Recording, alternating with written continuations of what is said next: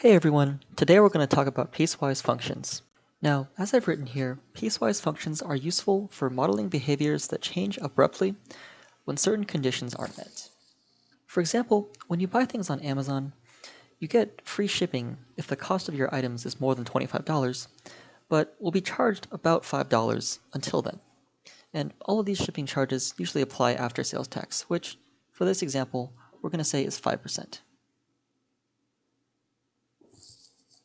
Now, if you think about how total cost is related to the base cost of the items in your shopping cart, you see that this graph is going to start at $5 because of the flat shipping fee, and it's going to increase just a little bit faster than the base cost of the items is increasing because of that little bit of tax.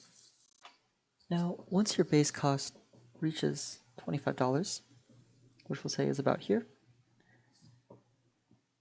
$25 base cost, you suddenly lose that little bit of shipping that you had to pay. So the cost is going to restart down about here and keep increasing at the same rate, just without the flat shipping cost from before.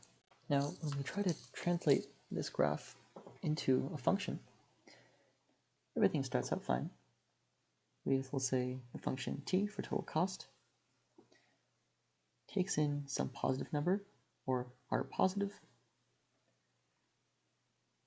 goes to another positive number, the total cost, so still r positive for positive real numbers. But when we try and write down what t of, we'll say b for base cost, when we try and write down what t of b is, we run into a problem because there's not really one rule that we can write down that encapsulates all this behavior, right? Because this behavior changes so sharply at our cutoff point. What we do instead is use the language of piecewise functions to write down two conditional rules. So formally, we'll have t of b, as before, equals this big curly brace. And then the first rule, $5 flat shipping plus base cost b plus base cost times tax, comma,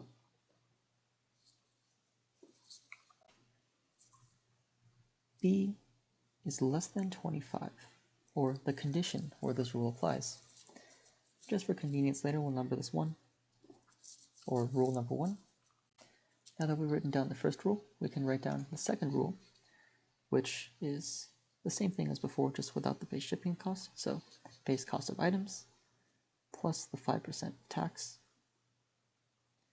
comma, the condition where this rule applies, or b is greater than or equal to $25 when the base cost of the items in your shopping cart is more than 25. And for convenience, we'll number this 2. Notice here the general structure of rules first, then conditions. This is the same structure that you'll use in the future to interpret and to write down all piecewise functions. Okay, now that we have this function, let's run through plugging a couple numbers into it. First off, let's try t of 20. First, we check to see which condition 20 satisfies, and we have 20 is less than 25, or condition 1. B satisfies condition 1. So we evaluate t of 20 according to rule number 1. We get t of 20 is equal to 5 plus 20 plus 20 times 5% tax, which is equal to 25 plus 5% of 20, which is 1, which is equal to 26. In other words, if you buy items whose base cost is $20 on Amazon, you're really going to end up paying $26. One more example, let's do t of 40. Now, 40 satisfies the second condition. right? 40 is greater than or equal to 25. So condition 2. Condition 2, which means that t of 40 is evaluated according to rule number 2.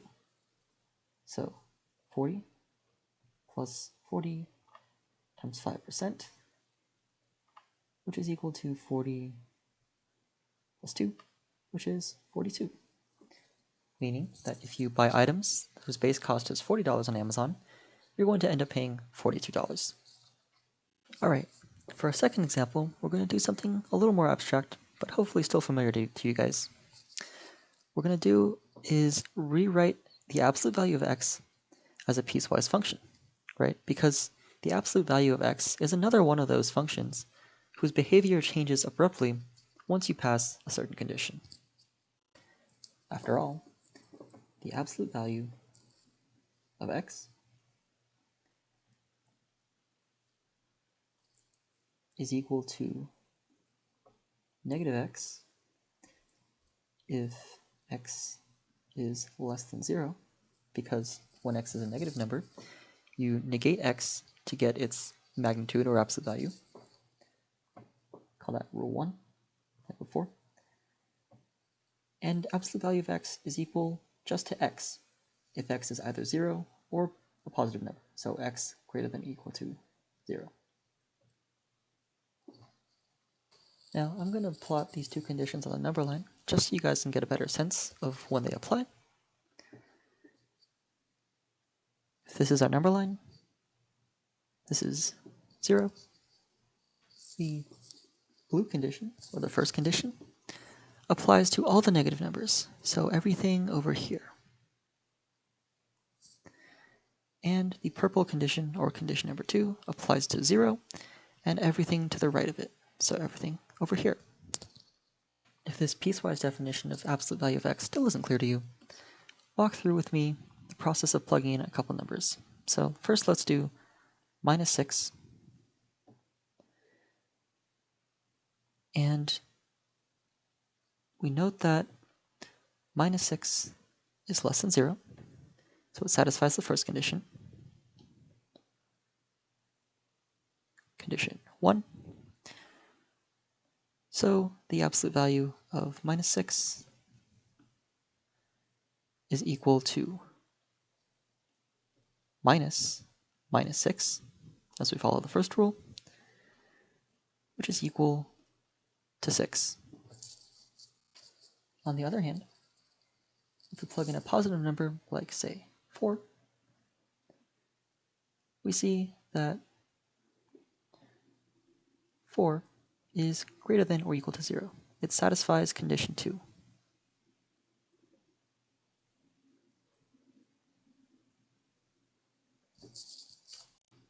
And accordingly, the absolute value of 4 is equal to the product of the second rule. So just 4.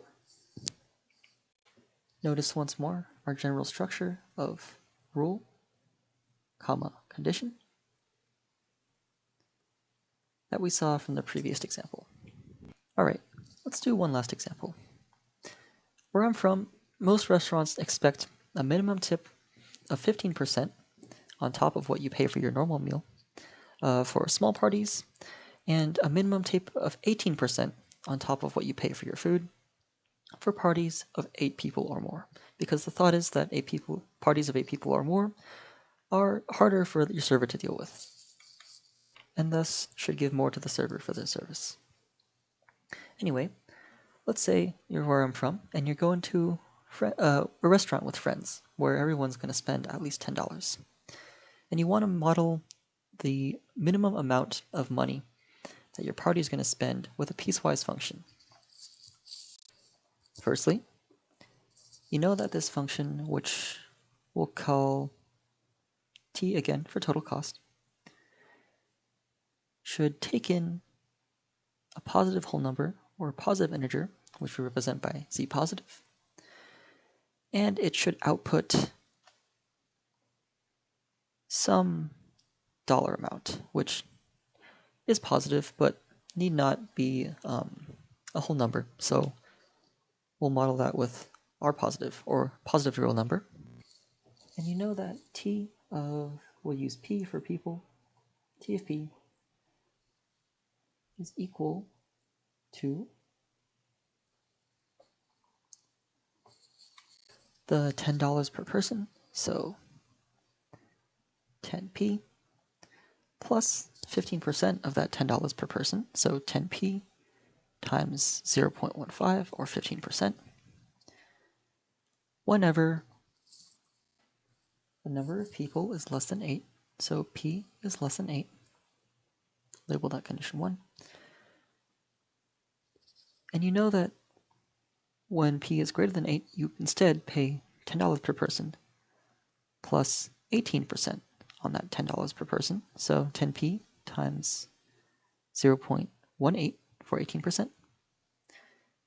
And this is when the number of people is at least 8, so p greater than or equal to 8. Notice, by the way, for the third time, the rule, comma, condition structure. And I once again want to represent where these conditions apply on the number line. So draw a number line here, have 0 over here. Let's say 8 is somewhere up here. We know that the blue condition applies everywhere to the left of 8. And that the purple condition, or condition 1, or 2, applies everywhere to the right of 8.